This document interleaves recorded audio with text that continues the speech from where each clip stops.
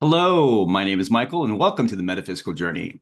This evening, I wanted to do a reading from our ancestors. Now, we are like one day short of being 2 weeks away from Day of the Dead, which is November 2nd.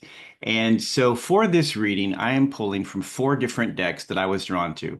The one for sure I knew I wanted to use is Dia de los Muertos. This is a beautiful deck. I used it a lot last year during this time for readings, and it's a fun one. And this is by Kelly Sullivan Walden. And so I'll pull the initial card from that, and that will get us started. And the card I shuffled ahead of time and pulled all the cards, laid them out face down, and then turned them all over and looked at the message so I could kind of speed this up a bit. But the first card is Tamales. Now, this is the message coming forward from the ancestors of kind of the current situation where you are. Now, this is a beautiful card, but it's also a sad card. Now, on the surface, tamales, we love tamales. They're great. They're fantastic food. They go really well with margaritas, I'm just going to say.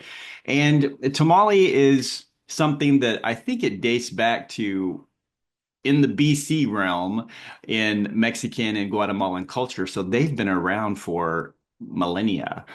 You'll usually see them if it's coming from Mexico. Largely, they're cooked in corn husks, and inside you have the masa filling with they'll put different things. Everyone makes their own. Tamales is something. They are something that have they're very spiritual. There's a whole ceremony around them traditionally that it's as if when you're making tamales, you are making an offering to the gods or to your ancestors or whoever. It's also a great treat when you go to someone's home and they make tamales. Now, my sister-in-law is from Honduras, and her name is Anna, beautiful lady, and she makes the best tamales. She cooks hers inside of banana leaves. That's how she was raised to do it, and it locks in the moisture. They're just amazing. So, Anna, if you happen to be watching this for Christmas, making my wishes known now.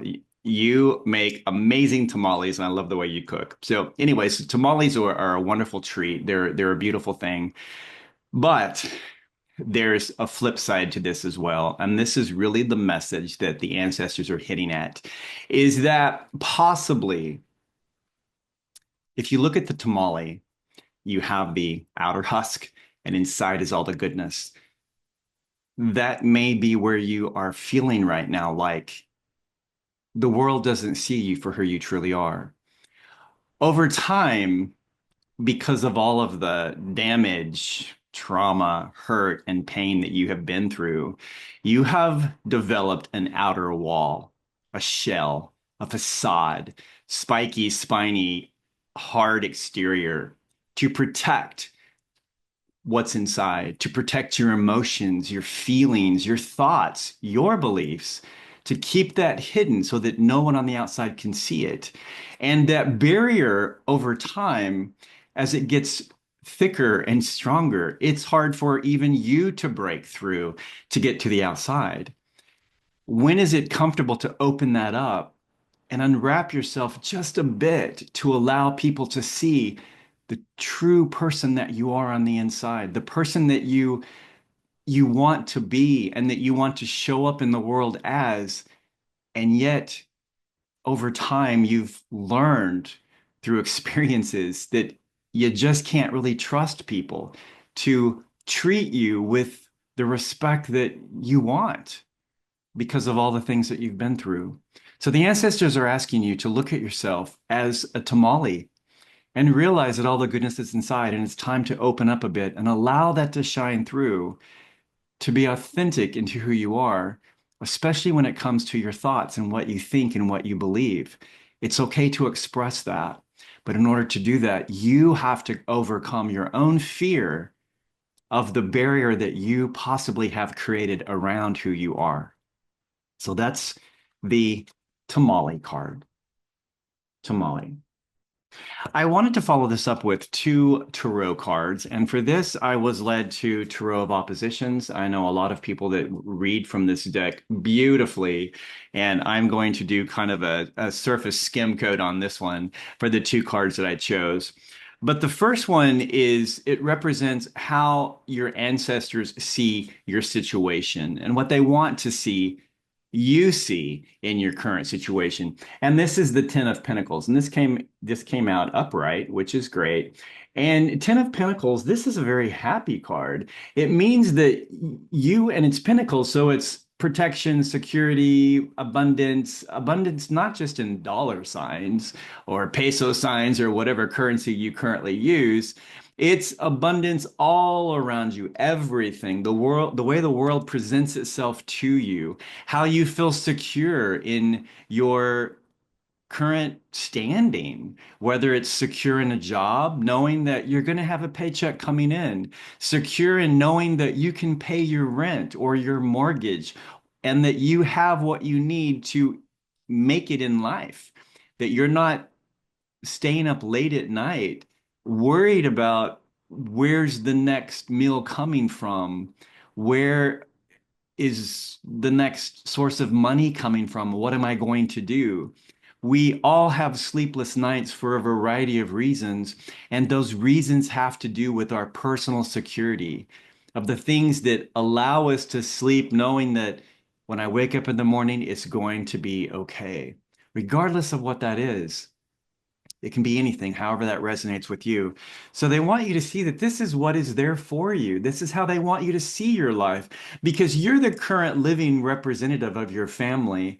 Everyone that came before you dealt with the same types of things that you deal with now, only it was different. For us living today, the stakes feel much higher and things have more of a life or death type feel to them. It's like it's all or nothing. And one small misstep can send everything spinning. There are many people that live one paycheck away from financial ruin and 3 days away from complete starvation. That's how close and tight we walk the line now. Now, in the past, our ancestors did the same as well. It was just different. We're blessed abundantly compared to what they faced in the past. So we're very blessed. But because this is the society that we live in and the way that it's the norm for us, it doesn't always feel that way. It feels very at risk all the time. And that keeps us in our minds. The next card is how you're possibly seeing yourself. And this still is the Tarot of Opposition. And this one came out in reverse. And I don't normally read reverse. You all know that. But this one came out, so I kept it. And this is also Pentacles. So it's about that security, that security. I won't go into the Pentacles again, but you know, it's that same thing. And the Seven of Pentacles, ideally, it should be like this, where you are able to feel happy with what you've achieved and accomplished and what you have around you.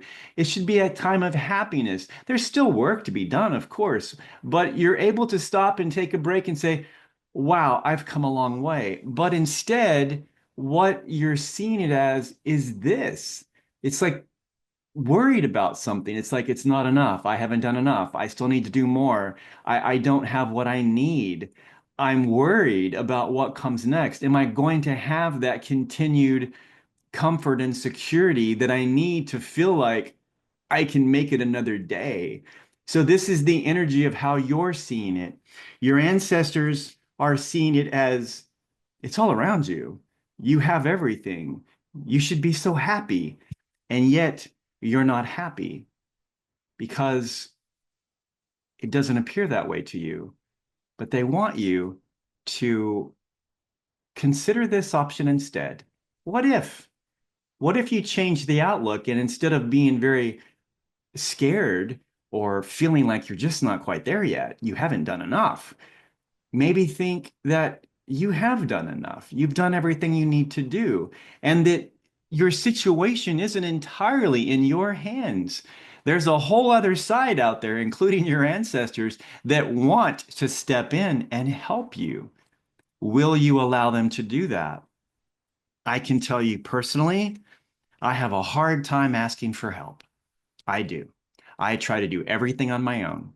And time after time, reading after reading, wise people have all said this, have all said kind of the same thing. It's like, you can't do it all by yourself.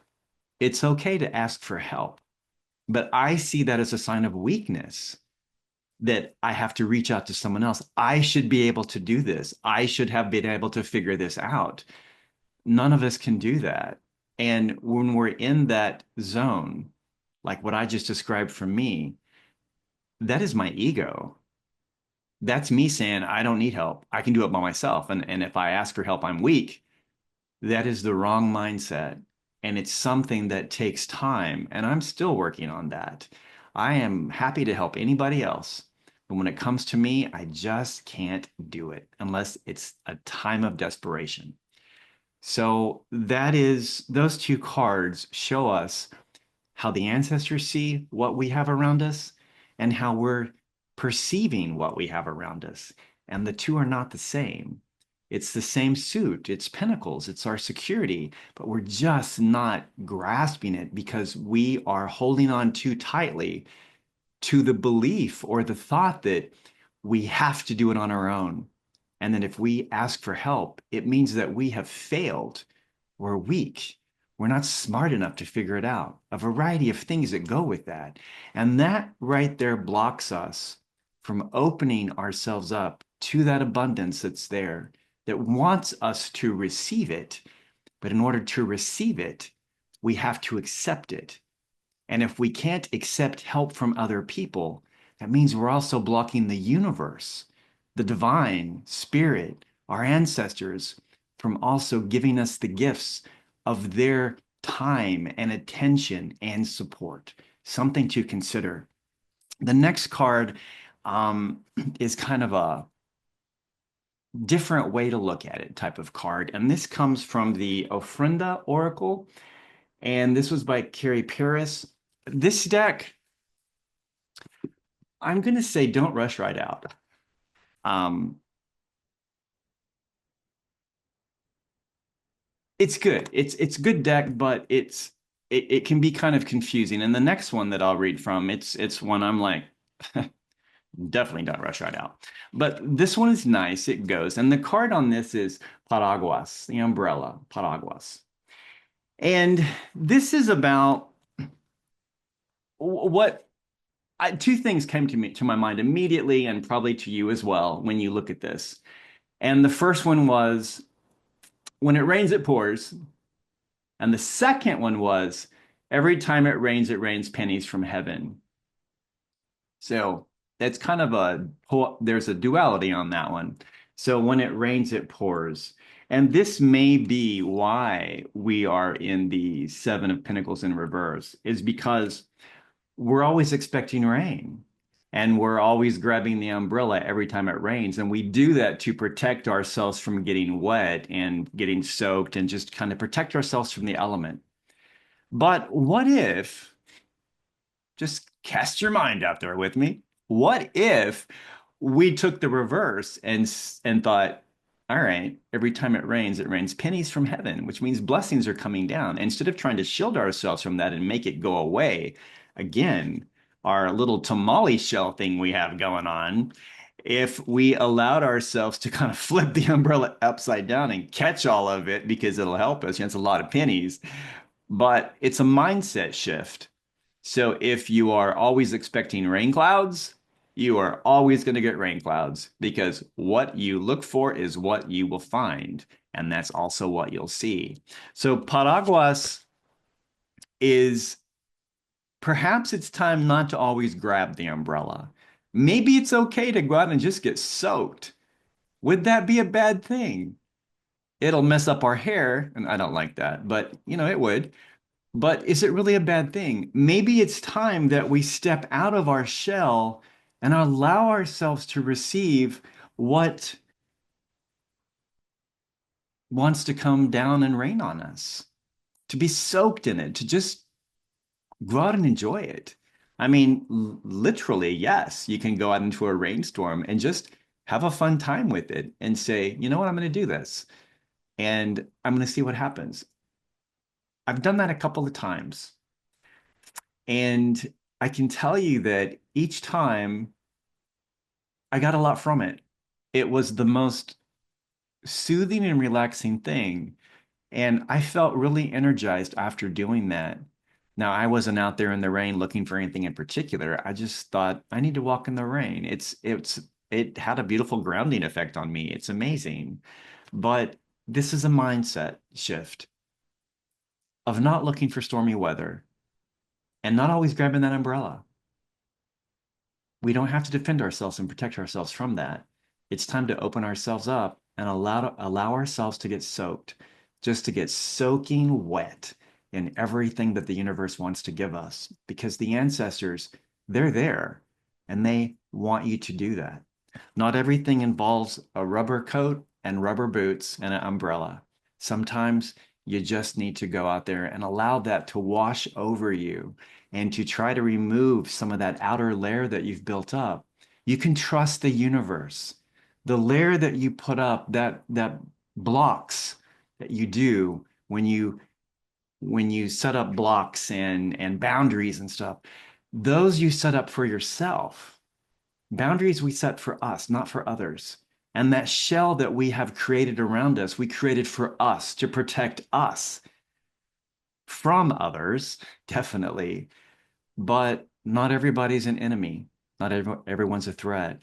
Many blessings try to come through at the same time, and we block those and keep those away. So that is a hindrance. Now, this last deck, Loteria Remedios, this one by Xelena Gonzalez. I'll let you be the judge on that one. One of the things that I do not like on this is that, and the card that I pulled is La Dama or Lady, and it has a number. It's card number 28.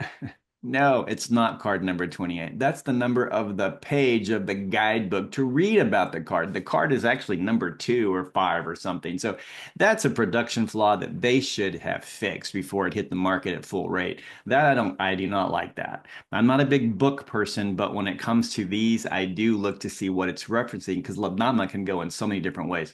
So on this one, this has to do a lot with this one. It goes really well together. La Dama, it's about the feminine energy, definitely.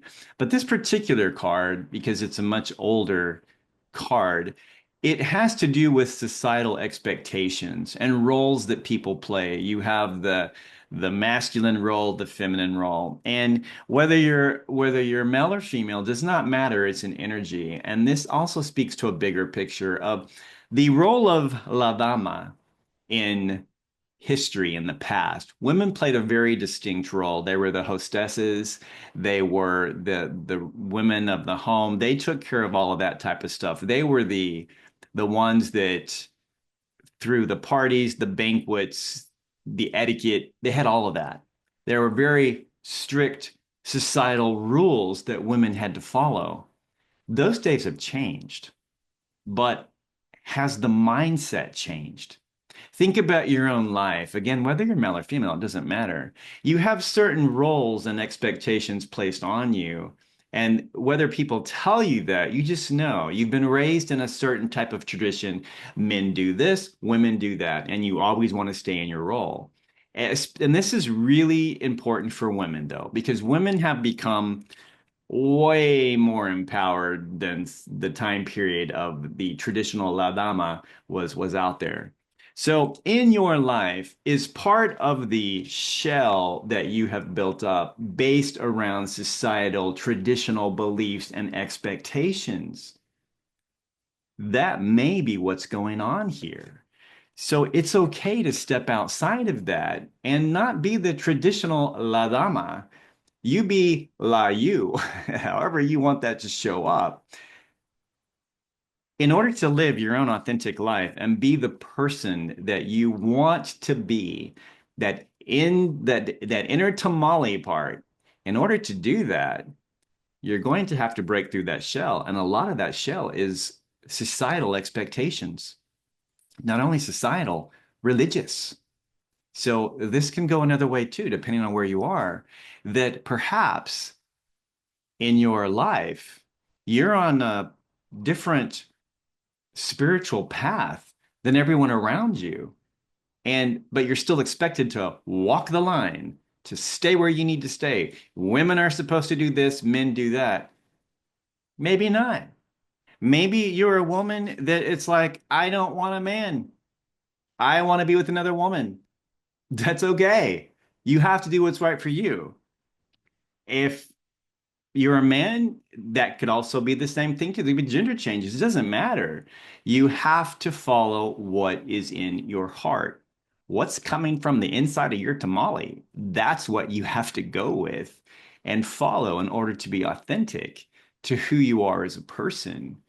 So think about the societal roles, the religious roles and expectations that might be placed on your life right now. Does that mean you need to throw them all out? Not at all.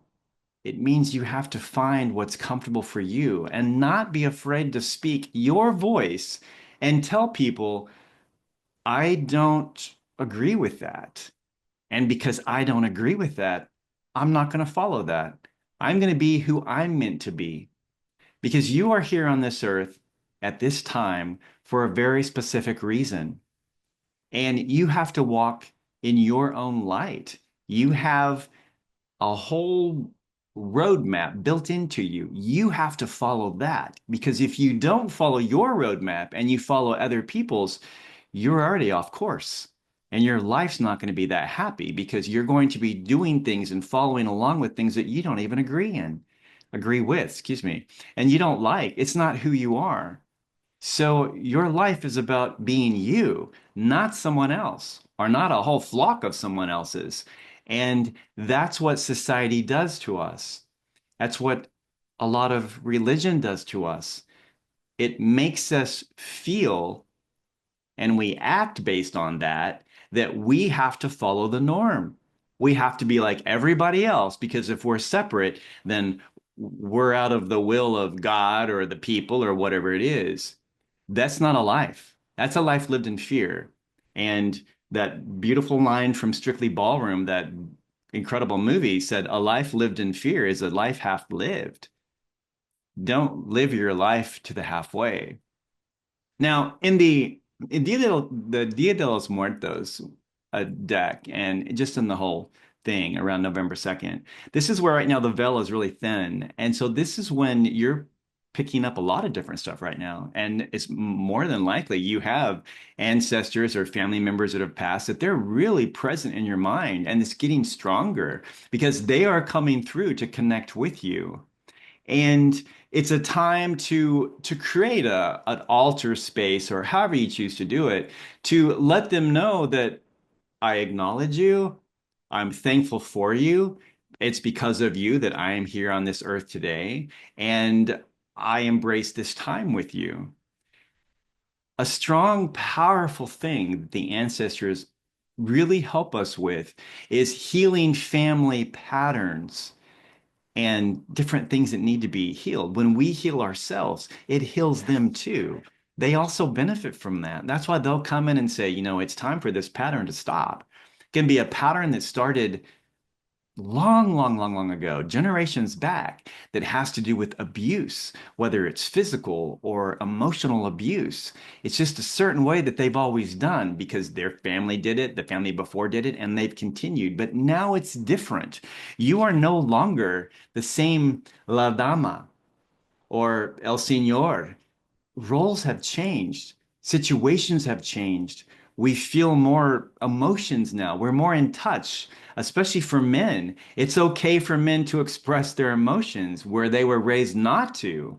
It's okay for children to look at things differently and to have different opinions and views. It's not there to be seen, not heard. Now, how many of you are raised like that? So many things have changed. And on the earth right now, you are in the unique position to make that change, to correct it, to say the family pattern stops with me. I'm going to make sure that my children don't go through and are not taught the same things that I was taught or that my grandparents said. Not that your parents were bad people, not at all. You may look at a parent and think, what a messed up person they were. But look at their parents and see a better glimpse as to why your parent may be in the state they were in, because that's how they were raised. That's all they knew. That was the pattern, the stereotype, the example that they had moving forward with their life. When you don't know what to do, you do what your mom or dad did. Have you asked yourself or wondered or made a joke about, I'm becoming my mother or I'm becoming my father? That's exactly what's happening. You're not becoming them, but you're following the same patterns of them. So during this time of Dia de los Muertos, the Day of the Dead, when the spirits come back, or it also aligns with All Souls Day, this is the time to remember where we came from. Where do we come from? And who did we come through?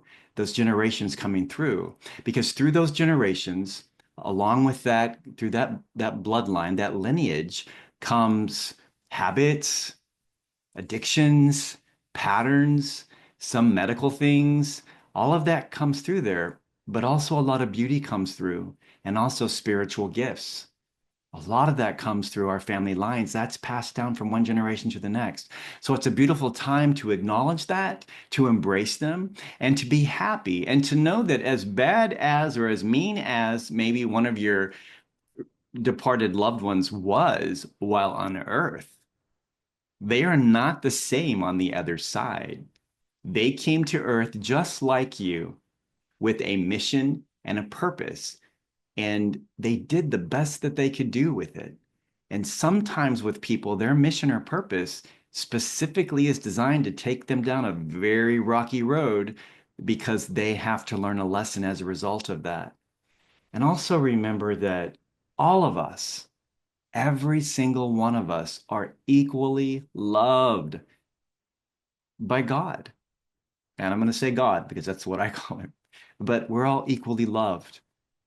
None of us are that flawed. We're not horrible people.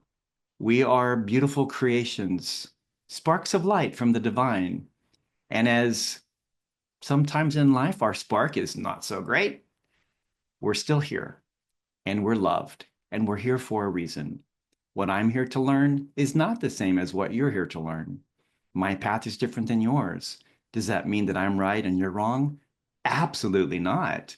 It means we're equal. We're doing what we're meant to do. And in order to do what we have to do, we must break down that barrier that we put around ourselves, our little tamale husk. We have to break that down in order to allow things to come in and receive, and in order to let our light shine even more brightly to the outside world. And that is truly where healing takes place. I hope that this reading has given you something that you can work with. And also, as a reminder to you, that Day of the Dead is November 2nd. And this is that beautiful time of year. As I said before, the veil is very thin. And this is the perfect time for us to connect with our ancestors because they're always around you, they're always watching, and they're always here to assist you when you will allow yourself to ask for help. Thank you for following me on the metaphysical journey, and I hope you have a beautiful day on purpose and with purpose. Bye.